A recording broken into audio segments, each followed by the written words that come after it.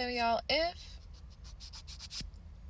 emotional intelligence is the highest form of intelligence that we can embody as human beings, it's like the way of evolution. We've kind of steered away from emotional intelligence and only highlight logical intelligence as the only form of intellect that matters.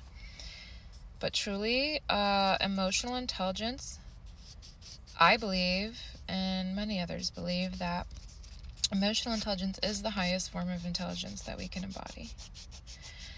And, not to say that logic is not needed at all. Of course, we need logical thought and input and mentality, especially in the spaces that it excels in, right? But when it comes to worldly affairs and societies and cultures and people and ways of life and culture, I think I already said that, but just the way that, sociology, why is emotional intelligence not being occupied or promoted at all?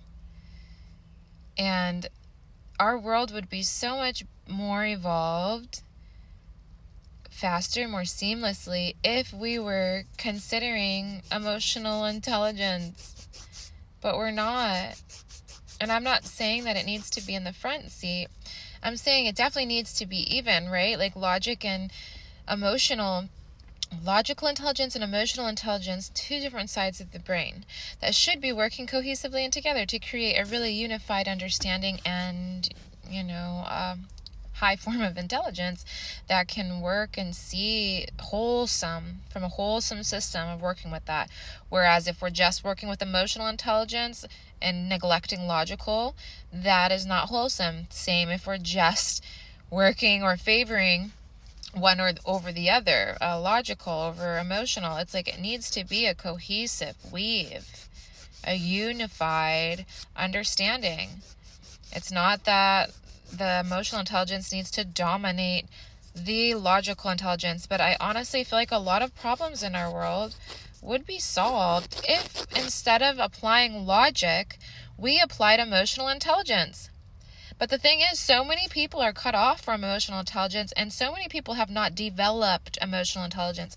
And this goes with my video recently when I was talking about heart intelligence and the intelligence of the heart, and how many underdeveloped, literal reptilians and draconian people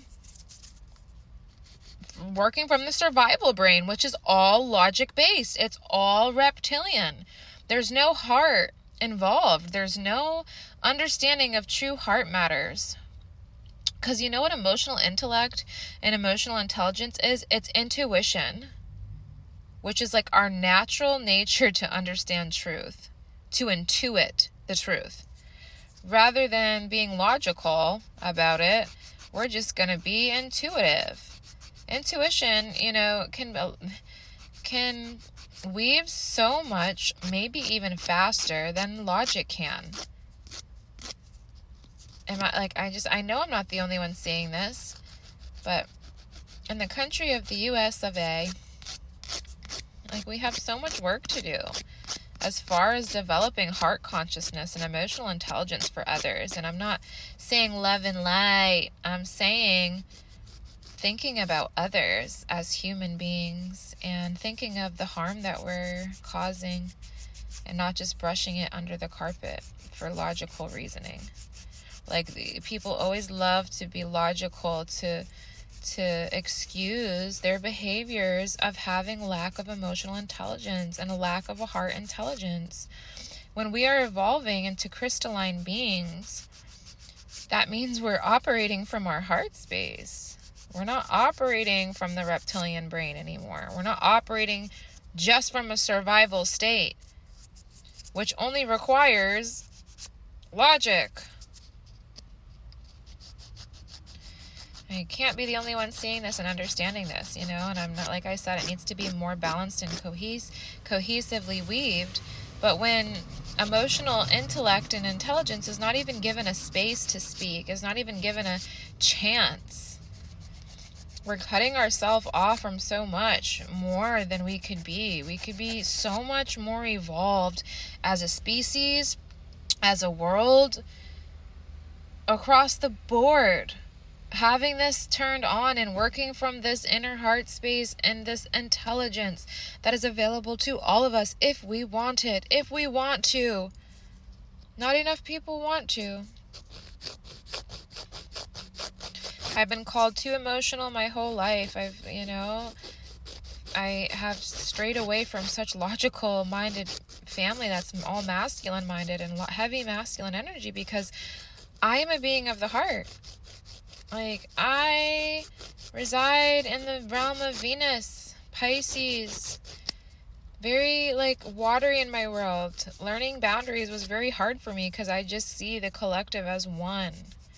It's been very hard to bring in separation for me. And it's not, like, I have to, like, reduce myself. Because up here, I'm like, it's all one, it's all together. And then I come to this earth with this understanding of, oh, it's actually very separate. There's so much separation right now. And there is things that need boundaries, absolutely. But if we all resided in a place of the heart, we wouldn't really need to.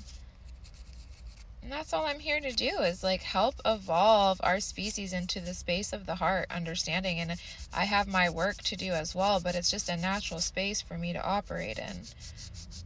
I've had to learn to be more logical, and I've had to learn where logic has its place and role, but I'm not just gonna like switch one for the other. You know, I believe my sensitivity is my superpower. I believe my high emotional intelligence and my ability to be highly emotionally intelligent, that's where a lot of my gifts reside. It's why I can be super telepathic. It's why I can channel. It's why I am an oracle. It's why I'm psychic. I'm extremely psychic. Because my heart is open. And I operate in that place naturally. You know? There's, like, you get gifts from working from your heart space. Gifts that the reptilian brain could never give you. Because you're actually ascending up. Closer to heaven, closer to the crown, which is oneness. You know, there's just better ways, more loving ways, more emotionally intelligent ways to handle our problems and to do it more peacefully.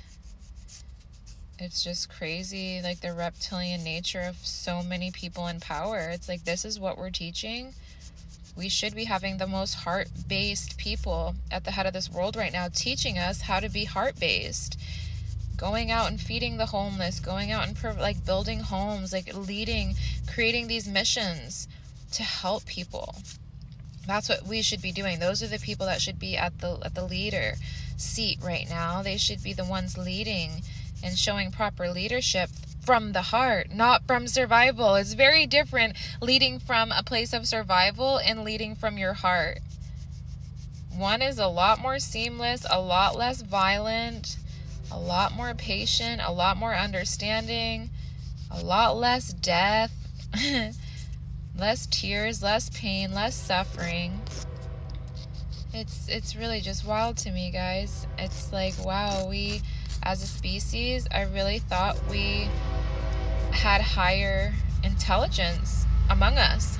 Simply, I cannot just operate in a space of war all the time. Like, whatever I was online just posting so much, trying to weave in so much of this heart intelligence for so many people, and I'm still getting attacked for having my opinions.